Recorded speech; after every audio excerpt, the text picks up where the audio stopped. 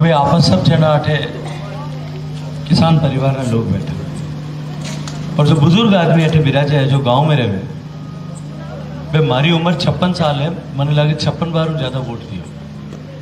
Cooperative vote देवा आप ward पंच ने देवा, सरपंच ने देवा, पंचायत समिति ने देवा, जिला परिषद में देवा, 16 बार विधायक ने दे दी और 17 बार एमपी ने दे दी। कुल मिलाकर 56 ज्यादा पक्का हो गया। आप हिंदुस्तान रा लोग पहली बार इन देश रे नाम माते वोट दियो 2014 में। देश में 30 सालों कोई भी पूर्ण बहुमत सरकार नहीं बनी और गैर कांग्रेसी पार्टी भी तो कदे आजादी रे बाद में भी नहीं बनी। लेकिन 2004 और 14 तक जिन तरह की परिस्थितियां देश में, जिन तरह हालात देश में बन गया, दो ही तरह का समाचार उन टाइम अखबार में छपता या टीवी रे न्यूज में आता। वो सोशल मीडिया तो उन टाइम इतो नहीं हो, या तो टीवी रे न्यूज होती या अखबार का समाचार होता। एक समाचार तो होता घोटाला का। उन 10 साल का कालखंड में जमीन रे अंदर कोयला लेर आकाश में मोबाइल रे तरंगा स्पेक्ट्रम तक 2G स्पेक्ट्रम तक 12 लाख करोड़ रुपया का घोटाला है। एक घोटाला रे अखबार में शाही नहीं सूखती, उन्होंने पहले दूसरा घोटाला आ जाता। और दूसरा जो समाचार छपता वह छपता आतंकवादी घटना। देश में निरंतर सब जगह आतंकवादी घटनाएं होती और दो जगह अगर आप थोड़ा अध्ययन करो, दो जगह जो है प्रमुखता आतंकवादी घटना होती। या तो जो हमारा आस्था का केंद्र है, हमारा मंदिर है, वहां में आतंकवादी हमलों करता है। जम्मू में रघुनाथ मंदिर में हमलों है, जयपुर में हनुमान जी मंदिर में हमलों है, गुजरात में अक्षर मंदिर में हमलों है। अलग अलग जगह पर हमारा आस्था का केंद्र माथे हमला होता। और या भारत की आर्थिक गतिविधि का जो केंद्र है, मुंबई इंडिया री बिजनेस कैपिटल है, उठे कसाब नाव में बैठे और हमलों करियो, कितना लोग मरिया और समाज ने आप मानसिक रूप को कमजोर कर सका, उन्हें आस्था डिगा सका।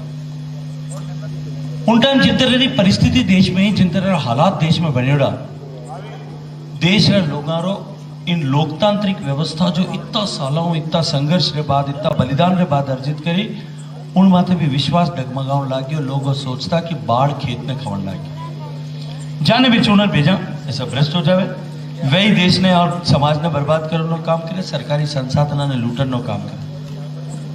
और उन टाइम देश का लोग पहली बार भारत ने सामी राख और नरेंद्र मोदी ने एक आशा री किरण मानता था का एक विकल्प रूप में चुन और पहली बार मतदान करो। भारतीय जनता पार्टी रो लक्ष्य और नारो 272 के पार 282 सीटा रो आशीर्वाद।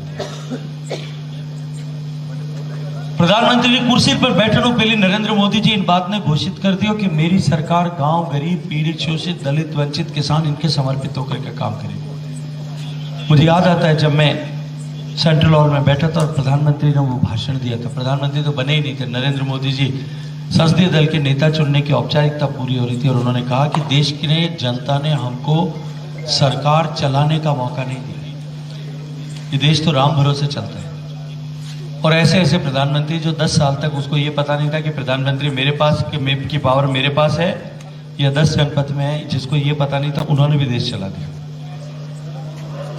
उन्होंने कहा कि हमको जनता ने देश बदलने और देश बनाने के लिए मौका दिया और बदलाव का रास्ता जो है वो गरीब आदमी के, किसान आदमी के घर में से होकर के जाता है। और देश में उन्होंने जितनी योजनाओं का सूत्रपात किया, मैं उन योजनाओं की चर्चा में नहीं जाना चाहता।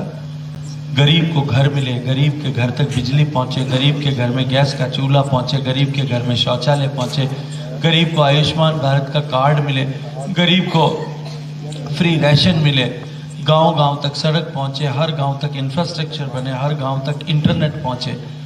इन सब विषयों पर काम करके और काम करने की परिभाषा को बदला। पहले आप काय होतो गांव में, पहले भी सरकार योजना बनाती, इंदिरा आवास योजना बनती, याद है आपने गांव में, इंदिरा आवास योजना में उन टाइम 20,000 रुपया मिलता और 5,000 खिलाना पड़ता जब मिलता। और मिलता कितना? एक पंचायत में एक घर मिलता सरपंच ने, और कोई हक है तो सरपंच होता, कोई लाट होता दब होता तो 2 लिया था। इन आगे एमएलए साहब को क्यों नहीं मिलता? एमएलए साहब ने खुद नहीं 50 मिलता। अब अगर एक पंचायत में एक सरपंच साहब ने 1 या 2 घर मिले तो वो किन्नो बनावे? गांव में तो 400 जना घर बनेगा नहीं है, तो वो देखते हो कि क्यों लड़ाई रो घर अपन घर रोज बना लो, और 2 मिल जाता है इनके खुद रो बना लो, एक बडेरे बना दो, बस इन्हों बतो तो क्यों नहीं बना। इतो ही सोचो, गरीब आदमी हमेशा दूर टिमटिमाते हुए दिए से कि कभी मेरे घर में भी रोशनी होगी, इस विकास का इंतजार करता था। नरेंद्र मोदी जी ने काम करने की परिभाषा को बदला देश में। उन्होंने कहा कि जो भी पात्र व्यक्ति है उस तक योजना का 100% लाभ पहुंचना चाहिए, तब देश में 4 करोड़ शौचालय, 4 करोड़ घर बने, 4 करोड़ घरों तक बिजली पहुंची, 11 करोड़ घरों तक गैस का चूल्हा पहुंचा, और 12 करोड़ घरों तक शौचालय पहुंचा, और देश में 11 करोड़ किसानों को हर तीसरे महीने 2,000 रुपए किसानों को किसान सम्मान निधि मिलने लगी। देश में 45 करोड़ लोगों तक बैंक का खाता पहुंचा, जिसके चलते हुए हमारे यहाँ भ्रष्टाचार की गुंजाइश समाप्त हो गई। अब 11,000 रुपए, 11 करोड़ किसानों को जो 6,000 रुपए मिलते हैं, 2-2,000 रुपए किस्त, अब तो 8,000 हो गया। वो 2,000 किस्त मिले, आपने कोई ने 1 नया पैसा भी देना पड़े, आपने 1000 कोई पटवारी ने थोड़ा करना पड़े, कोई एमएलए साहब की शक्ल देखनी पड़े, सबकी दुकान बंद। सिर्फ और सिर्फ मोदी जी ने डायरेक्ट टेक्नोलॉजी के माध्यम से ये भ्रष्टाचार का रास्ता बंद कर दिया। पिछले 10 साल में 24 लाख करोड़ रुपया इस तरह से सरकार की सहायता के, राज्य सहायता के, राज्य के विभिन्न हिस्से के पैसे जो है वो डायरेक्ट गरीब आदमी के खाते में पहुंचे बिना किसी भ्रष्टाचार। एक तरफ गरीब का जीवन बदला और दूसरी तरफ देश का सम्मान, देश की ताकत और हैसियत बढ़ी। जैसा मैंने कहा, पहले आतंकवादी घटनाएं होती थी। मोदी जी की सरकार बनने के बाद में पहली बड़ी घटना उरी में हुई। उरी के बाद में जो सर्जिकल स्ट्राइक करके जो संदेश मोदी जी ने दिया, 2-2.5 साल तक किसी आतंकवादी संगठन की हिम्मत नहीं हुई कि भारत में कोई बड़ी घटना कर दे। और बाद में 2019 में कि अब चुनाव सामने खड़े, ये देखते हुए आतंकवादियों ने धोखे से हमारे 40 सैनिकों को शहीद कर दिया। लेकिन मोदी जी का संकल्प था, उनका 12वां नहीं हुआ उससे पहले हवाई जहाज भेज करके एयरफोर्स से आतंकवादी ठिकाने ध्वस्त कर दिए, और दुनिया को यह संदेश दिया कि आज के बाद में भारत की भूमि के विरुद्ध कोई भी गतिविधि हम भारत की धरती से या भारत की धरती के बाहर कहीं से भी बर्दाश्त नहीं करेंगे। घर से बाहर जाकर के मारने की ताकत सिर्फ 2 देशों के पास में थी, एक अमेरिका के पास और एक इजराइल के पास। भारत उस क्लब का 3रा सदस्य बन गया और पूरी दुनिया ने इस बात को स्वीकार कर लिया। उसके बाद 5 साल में एक भी आतंकवादी बड़ी घटना हिंदुस्तान में नहीं हो पाई। देश के 250 जिलों में नक्सलवाद था। तिरुपति से लेके पशुपति तक, नेपाल तक पूरा एक कॉरिडोर, रेड कॉरिडोर बन गया था। आज वो नक्सलवाद समाप्त होकर के केवल 3 जिलों में बच गया, बाकी समाप्त हो गया, सफाई हो गई। देश की ताकत बढ़ी। मैं याद दिलाता हूँ उस समय में कैसी घटनाएं होती थी। हमारे सैनिकों के सिर काट करके ले जाते थे पाकिस्तान में, याद है आपको? हमारे बीएसएफ के सिपाहियों को मार करके, हमारे बीएसएफ के सिपाहियों को हत्या करके उन शहीदों के शव जो है डंडे पर जानवरों के जैसे लटका करके ले जाते थे। ऐसे वीडियो आते थे। ये नरेंद्र मोदी का भारत है। अब हम शिकायत नहीं करते, हम सामने से मारते हैं। आज भारत की ताकत कितनी बड़ी है, भारत का हौसला कितना बड़ा है। पहले हम, जब हमारे यहाँ आतंकवादी घटना होती थी, हम संयुक्त राष्ट्र संघ में जाकर के शिकायत दर्ज कराते। आज जब रशिया और यूक्रेन के बीच में लड़ाई हो रही है, तब संयुक्त राष्ट्र संघ प्रस्ताव पारित करता है कि इस लड़ाई को अगर कोई मिटा सकता है तो भारत का प्रधानमंत्री नरेंद्र मोदी मिटा सकता है। आज हम दुनिया के सेंटर स्टेज पर आकर के खड़े हो गए। आज हमारी ताकत इतनी बड़ी है कि रशिया और यूक्रेन की लड़ाई के समय आपने देखा होगा कि किस तरह से भारत के बच्चे जब फंस गए, मोदी जी ने 2 टेलीफोन किए, एक पुतिन साहब को और एक जेलेंस्की को। दोनों को टेलीफोन किया, दोनों देशों के बंदूक और तोपें ठहर गई और हमारे बच्चे तिरंगा हाथ में लेकर के 27,000 बच्चे सकुशल घर आ गए और दोनों सेनाओं के सैनिकों ने उनको सैल्यूट करके सलाम करके भेजा। हमारे तो आए जो आए तिरंगे की ताकत को समझ करके पाकिस्तान वाले भी तिरंगा उड़ के आ गए, वो भी उनके घर पे पहुंच गए। ये हमारे देश की ताकत बढ़ी।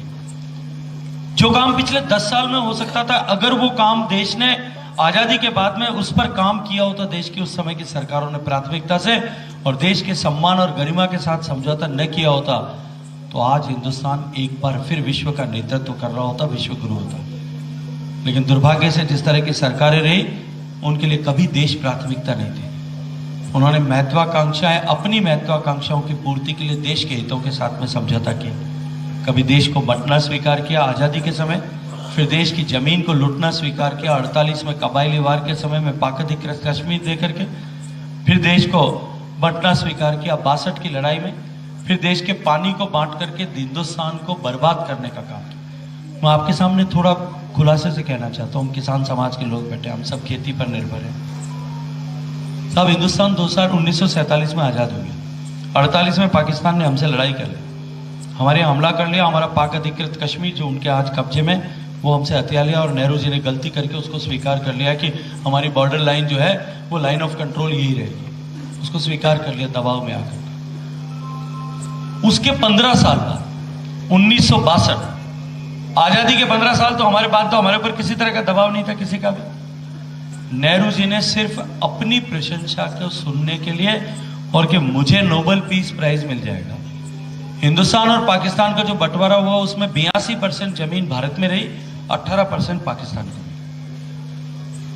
जो हमारी हिमालय से निकलने वाली 6 नदियां हैं, रावी, व्यास, सतलज, झेलम, चेनाब, सिंधु, जो लोग फौज में रहे होंगे, कश्मीर में रहे होंगे, लेह में रहे होंगे, उन्होंने देखी होगी। झेलम, चेनाब और सिंधु, इन 3 नदियों में 82% पानी है, रावी, व्यास, सतलज में 18% पानी है। हम 82% भारतीयों के हिस्से में नेहरू जी की कृपा से 18% पानी आया और 82% पाकिस्तान को दे दिया, जबकि हमारे ऊपर कोई दबाव नहीं था। हमारे भविष्य को हमेशा हमेशा के लिए सील करने का काम नेहरू जी ने कर दिया। तो नरेंद्र मोदी जी ने तय किया कि कम से कम हम अपने हिस्से की नदियों का पानी तो रोकें, और मुझे जब मंत्रालय दिया था, मुझे जिम्मेदारी दी कि 30 साल से इस पर चर्चा हो रही है, इसको रोकना तुम्हारी जिम्मेदारी है। मैं गर्व के साथ मैं कह सकता हूं कि वो नदी, वो बांध मैंने बना दिया, और आज हिंदुस्तान का रावी का नदी का एक बूंद भी पानी अब उधर नहीं जाएगा, वो पानी अब हमारे हिस्से में आएगा। उज नदी का और उसकी सहायक नदियों का पानी भी भारत के हिस्से का पानी है, वो भारत में आए, उसको सुनिश्चित करने का काम भी पूरा कर दिया। और उससे जब पानी आने लग जाएगा, ये दोनों पानी, तब हमारे राजस्थान कैनाल में कम से कम 2 BCM पानी बढ़ जाएगा, अभी जितना उसका 1.5 गुना हो जाएगा, तब हम पानी को आगे बढ़ेंगे। लेकिन जिन लोगों ने देश के साथ में अन्याय किया, जिन्होंने देश को कभी प्राथमिकता नहीं दी, देश के संसाधनों को केवल अपने परिवारों का पोषण करने का माध्यम समझा, उसके कारण से देश जो है इस कमजोर स्थिति में पहुंचा। तब नरेंद्र मोदी जी ने 10 साल में उस परिस्थिति को बदलने में सफलता प्राप्त की। फिर आपने दोबारा विश्वास के साथ मोदी जी को मत दिया कि 5 साल में जो काम किया था, और मोदी जी का संकल्प, मोदी जी का आह्वान कि अब की बार 300 के पार, तो आपने 303 का आशीर्वाद दिया, एनडीए को 330 का आशीर्वाद दिया। हम बड़े फैसले लेने के लायक हुए। 370 की धारा जो देश में आतंकवाद की जड़ थी,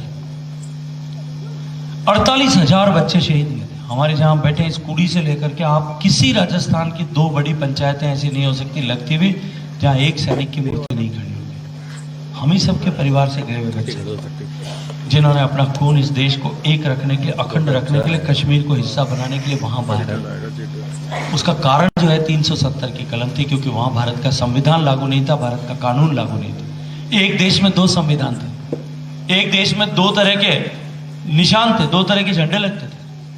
एक देश में देश का प्रधानमंत्री के जिसको है जो मुख्यमंत्री वहां का, वो इक्विवेलेंट मानता था, बराबर हूं मैं तो। माननीय नरेंद्र मोदी जी ने जब ये तय किया, मैं उस मीटिंग का साक्षी हूं आप लोगों के आशीर्वाद से, वहां बड़ी बड़ी बातें हो रही थी। कोई कह रहा था कि अगर 370 से छेड़छाड़ की तो देश आतंकवाद की आग में जल जाएगा, देश में खून की नदियां बह जाएगी, कश्मीर के पहाड़ियां, बर्फ की चोटियां खून से लाल हो जाएंगी। और मुफ्ती मोहम्मद सईद साहब की बेटी ने कहा था कि कश्मीर का दरवाजा हम पाकिस्तान की तरफ खोल देंगे। साहब, एक गोली नहीं चली, आपके एक वोट की ताकत से एक गोली नहीं चलानी पड़ी, वो इतिहास बन गया 300 साल। भगवान श्री राम का मंदिर बन गया, काशी का कॉरिडोर बन गया, उज्जैन का महाकाल लोक बन गया, देश बदलता हुआ हम सब ने देखा।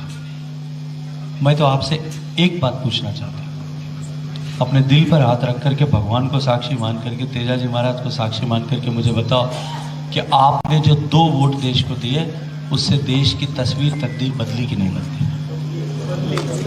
देश का के गरीब का जीवन बदला कि नहीं बदला? एक बात और पूछ लो लगे यार कि आपने 2 वोट दिया, हमारी बाजरी हवाई पाकी कि नहीं पाकी? पाकी। जो सोच करके हमने मतदान किया था, उससे सवाया जो है देश की सरकार ने काम किया कि नहीं किया? आज साहब सारे खड्डे दूर करके, 70 साल की कमियां पूरी करके, और देश उस धरातल पर खड़ा है जब हम देश को विकसित कर सकते हैं, जब हम देश को विकसित भारत बना सकते हैं, जब हम इस देश को विकसित भारत बनाने के लिए आगे चल सकते हैं, और पूरी दुनिया भी इस बात को मान रही है। और अब तो हमारे, पर अब तो दन्नाट सड़क है, 5 में मत जाया करो, होड़े जाया करो दाता। किस तरह की परिस्थितियां थी हमारे यहाँ? अभी मैं एक दिन सुन रहा था, हमारे कांग्रेस के जो कैंडिडेट है वो कह रहे थे यहाँ जोधपुर में तो कुछ काम ही नहीं। मुझे समझ में नहीं आता, जोधपुर से ऊंचाहाटा जाते हैं तो रास्ते में 6 लेन जो है अपना वो रिंग रोड आती है कि नहीं आती, मुझे समझ में नहीं आता। तो मैं एक दिन देखने जाना पड़ेगी रास्ता में आवे नहीं आ रही। और जोधपुर के चारों तरफ जितनी जोधपुर को जोड़ने वाली सड़कें हैं, जोधपुर से पाली जाने वाली, जोधपुर से बरबिलाड़ा जाने वाली, जोधपुर से नागौर जाने वाली, जोधपुर से बाड़मेर जाने वाली, जोधपुर से सरदार संबंध होते हुए सोजत जाने वाली, जोधपुर से जैसलमेर जाने वाली, ये सब सड़कें बनी है कि नहीं बनी? और वो जोर जोर से कहते हैं कि कुछ बना ही नहीं। जोधपुर का एयरपोर्ट बन गया, जोधपुर का रेलवे स्टेशन नया बन रहा है, जोधपुर में एलिवेटेड रोड बन रहा है, हर घर तक पानी पहुंचाने के लिए हम काम कर रहे हैं। पानी की बात आखिर में करूँ क्योंकि वो हमारे लिए सबसे इंपॉर्टेंट है। लेकिन सब कुछ बदल रहा है, और सब कुछ बदलते हुए हमने अपने आंखों से देखा है।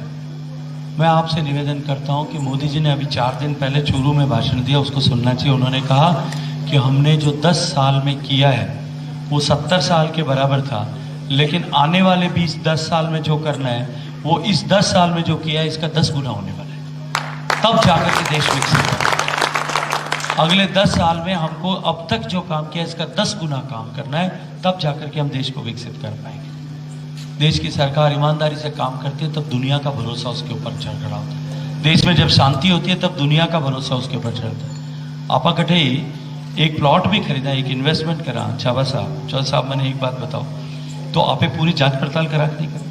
आपा 2 पैसा कोई धंधा में लगाओ तो आपा उन्हें आगे पीछे विचार करा के नहीं करा?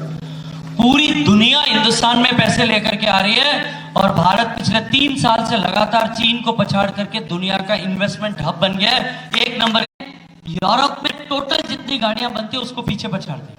आज हमने मोबाइल मैन्युफैक्चरिंग में मोदी जी की सरकार बनी थी तब देश में 0 होता था, आज हम दुनिया के दूसरे बड़े मोबाइल मैन्युफैक्चरर बन गए, और पिछले 1 साल में हमने 1 लाख करोड़ रुपए के मोबाइल, कंप्यूटर और गैजेट्स एक्सपोर्ट करते, जो कि हम सब इंपोर्ट करते थे। ये देश में बदलाव हुआ। आज हम दुनिया के हाइड्रोजन मैन्युफैक्चरिंग की कैपिटल बनने वाले, हब बनने की दिशा में काम करते हैं। हम सेमीकंडक्टर बनाने का दुनिया का केंद्र बनने की दिशा में आगे बढ़ रहे हैं। हम मिलिट्री के सारे सामान इंपोर्ट करते थे, आज हम दुनिया के टॉप 10 एक्सपोर्टर्स की लिस्ट में आ गए। अब हम केवल 300 चीजें बची है जो इंपोर्ट करते हैं, बाकी सब खुद में विदेश में बनाते हैं और विदेश में बेचते हैं। हमारा बनाया हुआ तेजस एयरक्राफ्ट, जो दुनिया का बेस्ट और सबसे सस्ता लाइट कॉम्बैट एयरक्राफ्ट है, वो एयरक्राफ्ट खरीदने के लिए अमेरिका से मलेशिया तक 14 देश मोदी जी के पीछे लाइन लगा करके खड़े।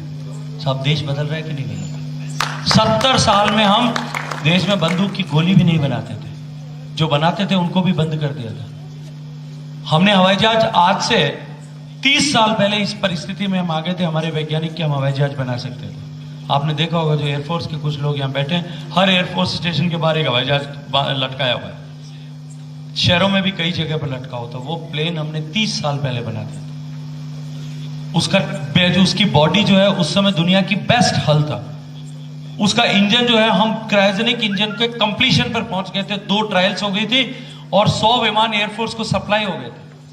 लेकिन दूसरे देशों की हथियार लॉबी के दबाव में हमने उसको सस्पेंड कर दिया और उसको बंद करके उन हवाई जहाजों को ऐसे करके लटका करके खड़ा कर दिया। 30 साल बाद में चौराहे पे खड़ा कर दिया उनको। 30 साल बाद में मोदी जी ने वापस चालू किया। 10 साल में हम दुनिया के टॉप मैन्युफैक्चरर्स की लिस्ट में आने के से थोड़ा सा दूर है। जो जर्मनी और फ्रांस बना रहे हैं, जो रफाल हम खरीद करके ला रहे हैं, वो 5वीं जनरेशन का 5.5 जनरेशन का विमान है। 6th जनरेशन विमान दुनिया में जिस दिन अमेरिका, फ्रांस और जर्मनी बनाएगा उस दिन हिंदुस्तान साथ में बनाएगा। मैं आज आपको कहूं, हम उस मुकाम पर जाकर के खड़े हो। हम दुनिया की आर्थिक महाशक्ति बनने की दिशा में जा रहे हैं। अभी मैं 3-4 दिन पहले एक दिन रात को 2:30 बजे घर पहुंचा। और मेरा संकट यह है कि मुझे मंत्री होने के नाते बहुत सारा मंत्रालय का काम रोज की रोज निपटाना होता है, क्योंकि उसको भी नहीं छोड़ सकते आप। मैं रोज रात को जाने के बाद 1 घंटे सरकारी काम करता हूँ। और मैंने मेरे पीएस को कहा है कि जब भी घर पहुंचूंगा उससे 15 मिनट पहले फोन करूंगा। मैं 15 मिनट में घर पहुंचूंगा, तब तक तू तेरा कंप्यूटर खोल के तैयार है ना, हम फाइलें साइन करेंगे, हम काम करेंगे। मैं रात को 2:30 बजे सारा काम शुरू किया, 3:30 निपटाया तो मेरे कंप्यूटर में एक मैसेज आया हुआ था, मैंने उसको पढ़ा।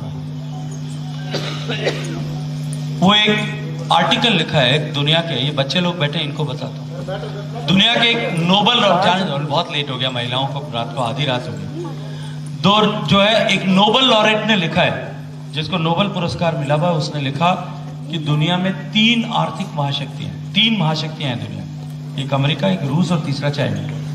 और वो लिखता है कि दुनिया में 4थी महाशक्ति बनने की तरफ कोई देश अगर जा रहा है तो वो हिंदुस्तान जा रहा है। और उसने पूरे विस्तार से लिखा, मैं उतने विस्तार से बात नहीं करूंगा। आर्थिक दृष्टिकोण से हिंदुस्तान सबसे तेज प्रगति कर रहा है, सामरिक दृष्टिकोण मिलिट्री पावर में सबसे तेज गति से आगे बढ़ रहा है, टेक्नोलॉजी के डोमेन में हिंदुस्तान सबसे तेजी से आगे बढ़ रहा है।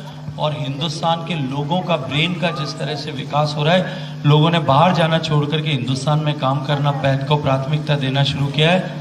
हिंदुस्तान आने वाले 10 साल में सुपर पावर हो जाएगा, ये वो आज भविष्यवाणी कर।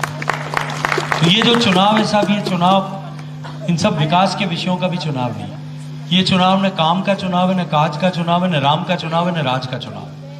अब की बार का चुनाव इस देश के विकसित होने की नींव का ईंट रखने का चुनाव है। अब की बार का चुनाव इस देश को बदलने के संकल्प के साथ में काम करने का चुनाव है। अब की बार का चुनाव, जो 2 बार आप लोगों ने देश के नाम पर मतदान किया है, उस मतदान की श्रृंखला को आगे बढ़ाते हुए देश को विकसित बनाने की दिशा में आगे बढ़ाने का चुनाव है। इसलिए इस चुनाव में मैं आपसे ये आग्रह करूं कि इस चुनाव में हमने सड़क बना दी, बिजली बना दी, इसका मुझे लगता है कि कोई प्रासंगिकता नहीं, उसकी कोई उपयोगिता नहीं। ये जो कुछ मैंने बताया आपको, ये भी इसलिए बताना पड़ा कि हमने देश बदला, उसके चरण क्या थे, उसके क्रम क्या थे, क्यों ये करना पड़ा, क्यों देश को उस मुकाम पर लाकर। जब हमारे देश का नागरिक अगर मूलभूत आवश्यकताओं की चुनौती से संघर्ष कर रहा होगा, सड़क, बिजली, मकान, पानी, इन सब, चिकित्सा, इन सब से संघर्ष कर रहा होगा, तो देश बदल नहीं सकता। उससे क्या उम्मीद कर सकते हैं? आज वो देश के लिए प्रोडक्टिव मास बनने की दिशा में आगे जा रहा है। देश एक हौसले से लबरेज होकर के विकसित होने की दिशा में आगे बढ़ रहा है। और हम विकसित भारत बनाने के लिए, ये चुनाव नहीं सब, ये यज्ञ है। इस यज्ञ में हम सबको एक एक चम्मच अपनी आहुति देनी है, और वो आहुति केवल वोट देने से नहीं लग सकती। यहाँ जितने लोग बैठे, हम सब के टेलीफोन में कम से कम 100, 200, 500, 1000 नंबर होंगे। वो इररेस्पेक्टिव ऑफ जोधपुर लोकसभा, वो कहीं भी रहता होगा, हिंदुस्तान में कहीं भी रहता होगा, राजस्थान में कहीं भी रहता होगा, वहां भी वोट तो डालेगा। हम उसको कहें कि देश के नाम पर, कमल के फूल पर, माननीय मोदी जी के नाम पर भारतीय जनता पार्टी को वोट दें। आंख मीच करके उसको टेलीफोन करना शुरू कर दें कि आपका कोई व्यापार का सहयोगी होगा, आपका कोई साथी होगा, कोई रिश्तेदार होगा, जहां रहता है वहां उसको टेलीफोन करके कहें कि हम भारत को बनाने के लिए, विकसित बनाने के लिए अब की बार मोदी जी के नाम पर, देश के नाम पर वोट देना। सब अगर हम ये काम करना शुरू करते हैं तो 1000 फोन करने में मुझे लगता है कि 3, 4, 5 दिन लगेंगे। और फिर उसके बाद में हम अपने परिवेश में रहने वाले लोगों को समझा करके अधिकतम लोगों से मतदान कराने के लिए काम करें। जब मैं देव जी ने क्यों 26 तारीख को वोट देंगे सब लोग, मैं कहूँ बाबू 10 से 26 तक 15 दिन क्या करेंगे वो तो बताओ।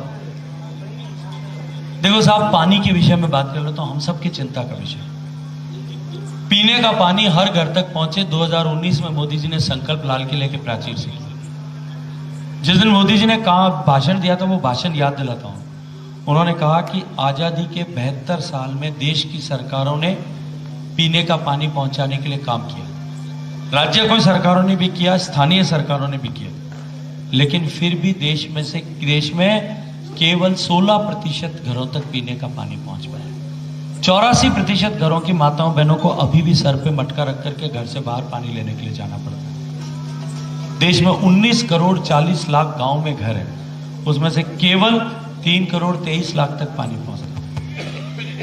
मुझे माननीय प्रधानमंत्री जी ने आपके आशीर्वाद से ये जिम्मेदारी दी कि तुम हर घर तक पानी पहुंचाओगे। मैंने 8 लाख करोड़ रुपए के प्रोजेक्ट सैंक्शन किए और देश भर में, क्योंकि हमारा संविधान ये कहता है, हमारे संविधान गणतांत्रिक देश होने के नाते हमारे संविधान में 3 तरह की सूचियां बनी हुई। एक सूची होती है सेंट्रल सब्जेक्ट लिस्ट, जिसमें ये पढ़े लिखे बच्चे सब जानते हैं जो काम केवल भारत सरकार कर सकती है। बॉर्डर की सुरक्षा भारत सरकार का काम, विदेश नीति बनाना, विदेश के दूसरे देशों से संबंध रखना भारत सरकार का काम है। इनके भरोसे छोड़ दिया होता तो ममता बनर्जी बांग्लादेश में रास्ता खोल देती और कश्मीर वाले उधर खोल देते। रेल चलाना भारत सरकार का काम, टेलीकम्युनिकेशन भारत सरकार का काम, परमाणु ऊर्जा भारत सरकार का काम, हमारे हथियार के बनाने के कारखाने बनाना ये भारत सरकार का काम है। इस तरह के जो काम है वो भारत सरकार का काम है। दूसरी सूची होती है, उसका नाम है कंकरेंट लिस्ट, समवर्ती सूची, जिसमें भारत सरकार भी काम कर सकती है, राज्य सरकार भी। एम्स का अस्पताल भारत सरकार बनाती है, गांव में डिस्पेंसरी राजस्थान सरकार बनाती है, राज्य की सरकार बनाती है।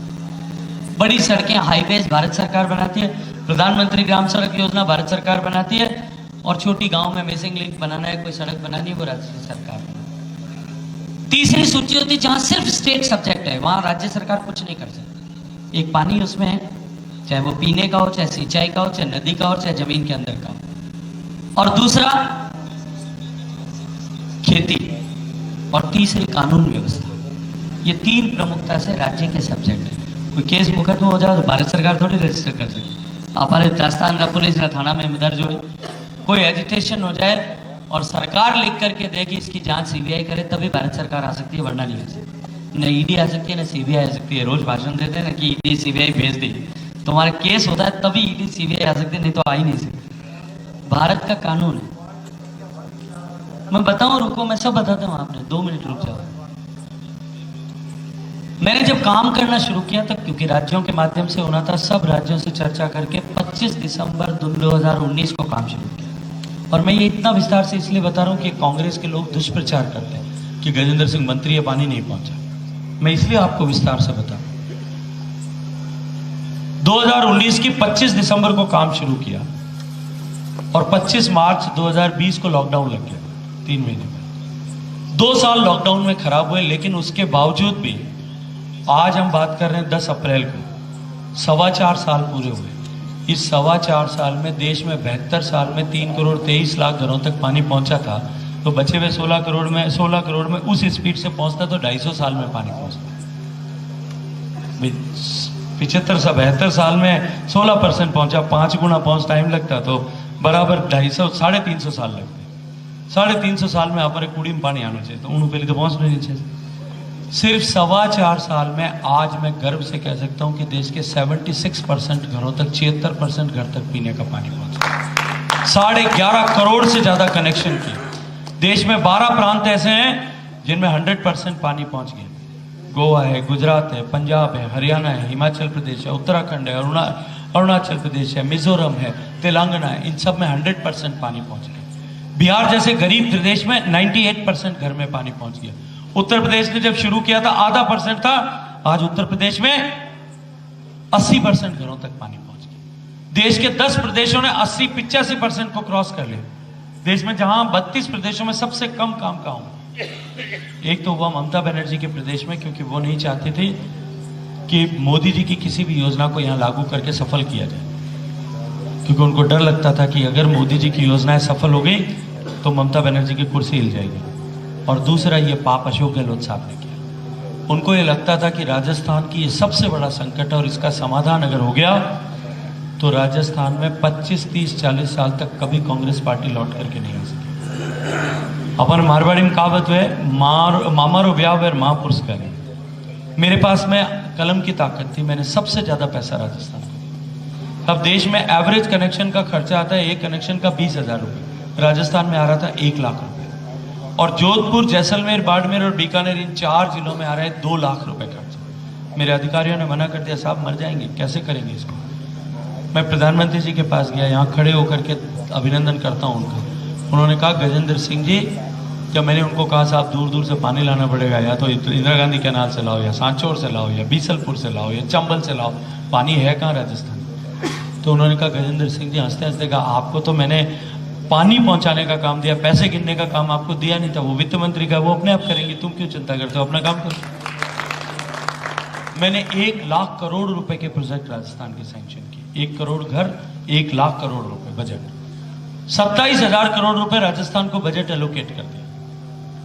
पिछले 5 साल में राजस्थान सरकार ने जानबूझ करके केवल 6,000 करोड़ रुपए खर्च किया। टंकी बना दी तो पाइप नहीं लगाया, पाइप लगा दी तो टंकी नहीं बनाई, पानी पहुंचने नहीं दिया। क्यों? क्योंकि उनको लगता था कि पानी पहुंच गया तो इन लोगों के मन से भारतीय जनता पार्टी नहीं निकाली जा सकती, और अलमारी में भी मिल गए। सही बात है, उसका तो मैं जांच कर रहा हूं, गले में हाथ डाल करके एक भी नहीं छोड़ूंगा, सब निकाल करके छोड़ूंगा। जो 6,000 करोड़ में भ्रष्टाचार हुआ है वो सब का सब रिकवर करके छोड़ूंगा, एक भी नहीं छोड़ूंगा। लेकिन अभी इस साल के बजट में मैंने 13,000 करोड़ और दिए, स्कीम को आगे बढ़ाने का जो है गारंटी मोदी जी ने कर दी। मैं आज आपको भरोसा दिलाता हूँ, 40,000 करोड़ रुपए में से 32,000 करोड़ करीब राजस्थान सरकार के पास में पड़े हैं। बचे हुए पैसे भी राजस्थान सरकार को देंगे। अगले 2 साल में राजस्थान में एक भी मेरी माँ को, बेटी को, बहन को सिर पे मटकी उठा के घर से बाहर नहीं जाना। अपने जोधपुर में और भी संकट, मैं आपको उसकी भी राजनीति समझा दूं, लोग नहीं कहेंगे। जोधपुर की लिफ्ट कैनाल जोधपुर शहर के लिए बनी थी, उसमें हमने 1200 गांव ढाणियां पूरी जोधपुर की, पाली की, बाड़मेर जिले के साथ में जोड़ दी। लिफ्ट कैनाल की कैपेसिटी कम हो गई। 2018 में कांग्रेस पार्टी ने अपने मैनिफेस्टो में विधानसभा के चुनाव में लिखा था कि हम 3rd फेज कैनाल बनाएंगे। बजट में 2019 के फरवरी के बजट में आप उठा करके पढ़ लो, उसमें लिखा था कि लिफ्ट कैनाल हम बनाएंगे जोधपुर की। साहब 19 निकला, 20 निकला, 21 निकला, 22 निकला, 5वें साल 2023 में आकर के, और बाद में उन्होंने टेंडर किया, और टेंडर करके 23 में, और फिर का काम शुरू हुआ। अब जाकर के काम उसका दिखने लगा थोड़ा थोड़ा। 5 साल तक की वो काम क्यों नहीं हुआ? क्योंकि उनको पता था अगर पानी पहुंच गया तो हमारी दुकान बंद हो जाएगी। ईस्टर्न राजस्थान कैनाल प्रोजेक्ट 13 जिलों का लाइफलाइन, उस लाइफलाइन को रोकने का, अटकाने भटकाने का काम किया, और मुझे रोज गाली देते थे, ये निकम्मा मंत्री है, ये नकारा मंत्री है, इसके पास कुछ नहीं है, इसके पास में साहस नहीं है, ये जाके प्रधानमंत्री से एक प्रोजेक्ट नहीं दिला सकता, और खुद कागज भेजते नहीं थे। एक कागज की पूर्ति करने का काम नहीं किया, 5 साल तक रोक के रखा। मैंने सरकार बदलने के बाद में 1 महीने में करके दिखा दिया। और राजस्थान नहीं, राजस्थान और मध्य प्रदेश दोनों के 13 जिले, दोनों की 7 करोड़ आबादी, और दोनों की 32 लाख बीघा जमीन पे सिंचाई होगी, इसका प्रोजेक्ट सुनिश्चित कर दिया। हरियाणा के साथ हमारा समझौता, मैं 5 बार मुख्यमंत्री जी को चिट्ठी लिखी, और मुख्यमंत्री जी ने उसके ऊपर कोई कॉग्निजेंस नहीं लिया। मैंने 2 महीने में उसको भी करके दिखा दिया कि मध्य हरियाणा के साथ में समझौता करके देखा। मैं आपको इससे दूर क्यों जाए, मैं आपको जोजरी नदी का उदाहरण देता हूँ। अभी हमारे कांग्रेस के कैंडिडेट 2-3 दिन पहले एक जोजरी नदी के पुलिया पर खड़े होकर वीडियो बना रहे कि जोजरी नदी का पानी गंदा है। देखो साहब, जोजरी नदी इतनी गंदी। 2019 में जब अपनी सरकार बनी, उस समय भारत का 15वां वित्त आयोग काम कर रहा है, और अपने जोधपुर के दरबार साहब के बहनोई उस वित्त आयोग के चेयरमैन थे, एनके सिंह साहब, जो ताज हरीमहल के मालिक हैं। मैंने एनके सिंह साहब को फोन किया, मैंने कहा साहब मुझे आपसे मिलने के लिए आना है, मुझे आपसे एक डिमांड करनी है। तो एनके सिंह साहब ने मुझे कहा यार आप कैबिनेट मिनिस्टर हो, आपका प्रोटोकॉल इतना बड़ा है, आप क्यों आते हो, मैं आपके ऑफिस आ जाऊंगा, आप टाइम दो। तो मैंने कहा साहब थे जमाई हो, थारो प्रोटोकॉल सब मोटो, मैं तो थारे ठे जाऊँ, थार जजे तो रोटी जमा दे दो। तो ऑफिस में उन्होंने भोजन का प्रबंध किया, मैं उनके ऑफिस गया, हमने मीटिंग की। मैंने कहा मुझे जोजरी के लिए 400 करोड़ रुपए project specific, state specific grant के हेड में चाहिए। एक राज्य में एक प्रोजेक्ट वो डायरेक्ट सैंक्शन कर सके, और धन्यवाद देता हूं उन्होंने 450 करोड़ रुपए सैंक्शन कर दिया। 2020 में 450 करोड़ सैंक्शन। मेरे पास में मोदी जी की मेहरबानी से मेरे पास में गंगा की नदी की सफाई का काम है, ऐसे बोल दूंगा कोई जरूरत। मैं तो लोकसभा में 500 लोगों को बिना माइक के बोलता। मोदी जी के मेहरबानी से, आप लोगों के आशीर्वाद से गंगा सफाई का मेरे पास काम है। गंगोत्री से लेकर के गंगा सागर तक आज हमारी गंगा दुनिया की टॉप 10 नदियों में है, वो हमने 5 साल में करके दिखाया। और 5 साल में हमने ये परिस्थिति पैदा कर दी कि हमारी नदी को दुनिया ने सर्वश्रेष्ठ इनिशिएटिव के रूप में 10 टॉप 10 इनिशिएटिव में हमारी गंगा नदी के सफाई के काम को सम्मिलित कर दिया। मेरे पास में दुनिया भर के टेक्निकल एक्सपर्ट है, जिसमें 7 IITs का एक प्लेटफॉर्म बनाया हुआ है, सी गंगा नाम से, नॉलेज गंगा नाम से। उसको मैं जो है उनके एक्सपर्ट्स को मैंने यहाँ जोगिरी पे भेजा। उन्होंने आकर के यहाँ से उचियाडा से लेकर अराबा तक इस नदी में पैदल पैदल गंदे पानी में चल करके सर्वे किया। 2 दिन तक पूरा सर्वे हुआ, ड्रोन से उड़ा करके पूरा यहाँ की परिस्थिति को निकाला, एक DPR बनाई उसकी। अब क्योंकि डायरेक्ट हम कर नहीं सकते थे, राजस्थान सरकार के मार्फत ही हो सकता था, तो हमने कलेक्टर जोधपुर के वहाँ वो सबमिट कर दी DPR कि आप इसको फॉरवर्डिंग लेटर लिख करके राजस्थान सरकार को भेज दो, हम राजस्थान सरकार से इसको दिल्ली में मंगा के काम शुरू कर दें। मैंने 4 बार कलेक्टर को फ़ोन किया, तो कलेक्टर ने मुझे पहले तो कहा हाँ साहब देखता हूँ, हाँ साहब करता हूँ। फिर मैंने चौथी बार थोड़ा कड़क होकर बात की तो कहा कि साहब ऊपर से आदेश है कि इस फाइल को नहीं भेजना, इसलिए मैं कुछ नहीं कर सकता। 4 साल तक वो फाइल जोधपुर कलेक्टर के ऑफिस में पड़ी रही। राज बदला तब मैंने 1.5 महीने में ला करके वो प्रोजेक्ट सैंक्शन करके सालावास में सीट जो है affluent treatment plant, sewage treatment plant 4 नए बनाने सैंक्शन कर दिए। और मैं आज आपको गारंटी के साथ में कहता हूँ, उस पानी को पी तो नहीं सकेंगे, पर दिखने में जैसे इस बोतल में बंद पानी है वैसा पानी इस जोजरी में बहेगा। अगले 2 साल में वो करके दिखा दो। उन्होंने पाप किया रोकने का, उन्होंने सब सिर्फ अपनी राजनीतिक लाभ के लिए हम सब के जीवन को संकट में डालने का काम किया। और उसके बाद में भी वो झूठे आरोप हम पर लगाते। कभी कहते हैं कोई काम ही नहीं हुआ, कभी कहते हैं जोजरी में गंदा पानी। अरे तुम्हारे पाप का घड़ा हम पर क्यों फोड़ते हो? तो मैं जितने लोग बैठे इन सबको एक काम और देना चाहता हूँ कि हकीकत जो है, इस हकीकत को हमको खुल करके अपने सोशल मीडिया प्लेटफॉर्म पर डालना पड़ेगा। कौन जिम्मेदार है ये हमको लोगों के सामने लाना पड़ेगा, वरना ये जो दुष्प्रचार करने वाले लोग हैं, ये दुष्प्रचार का वायुमंडल खड़ा करके और इस सत्ता को हथियाना चाहते हैं। मैं आप सब लोगों से इतना ही विनती करता हूं कि ये विकसित भारत के संकल्प की यात्रा है। इस यात्रा में हम सब लोग सारथी बनकर के खड़े हों, साथी बनकर के खड़े हों। हम सब मिलकर के देश को विकसित बनाएं। और ये जो युवा लोग बैठे हैं, इनको विशेष रूप से कहना चाहता हूं कि आपकी पीढ़ी सबसे सौभाग्यशाली पीढ़ी है, क्योंकि 25 साल बाद में देश विकसित हो जाएगा। मैं दीवार पे लिखा हुआ पढ़ सकता हूं, कहीं कोई संदेह नहीं है कि देश विकसित होगा। हम पता नहीं किस परिस्थिति में होंगे, 25 साल बाद में होंगे न होंगे ये भी पता नहीं, लेकिन आप लोग इस विकसित भारत के को भोगने के अधिकारी होंगे। लेकिन आप सौभाग्यशाली इसलिए नहीं, आप सौभाग्यशाली इसलिए हो कि आपकी पीढ़ी एकमात्र ऐसी पीढ़ी होगी जो एक गर्व कर सकेगी, हमने देश को बदला भी है और हम बदले हुए देश में रहते भी हैं। आपके बाद में आने वाली पीढ़ियां जो हैं वो चांदी का चम्मच लेकर के पैदा होंगी। वो ये कहेंगी गर्व से कि हम विकसित देश में रहते हैं, लेकिन वो ये नहीं कह सकेंगे कि हमने देश को विकसित किया, हमने इस देश को विकसित बनाने के लिए काम किया। इसलिए इस सौभाग्यशाली अवसर को प्राप्त करने के लिए सारी युवा शक्ति को साथ जुड़ना चाहिए। मैं अरविंद जी को भी रोज कहता हूं कि सारे युवाओं को साथ जोड़ो, जितने नवमतदाता हैं उनको साथ जोड़ो, उनको साथ जोड़ करके इस भारत के बदलाव के वाहक बनाओ, इस ट्रांसफॉर्मेशन के दूत बनाओ। तब जाकर के हम गर्व से कह पाएंगे कि हमने देश को बदला है। ये देश के बदलाव का चुनाव है, देश के बदलाव की आधारशिला रखने का चुनाव है। और वो आधारशिला इतनी ठोस हो कि बदला हुआ भारत 1000 साल तक आने वाले विश्व का नेतृत्व करे। इसलिए माननीय मोदी जी ने कहा कि अब की बार 400 के पार, ताकि हम कोई कमी कसर कंज जो है हमारे इस नींव की ईंट में न रह जाए।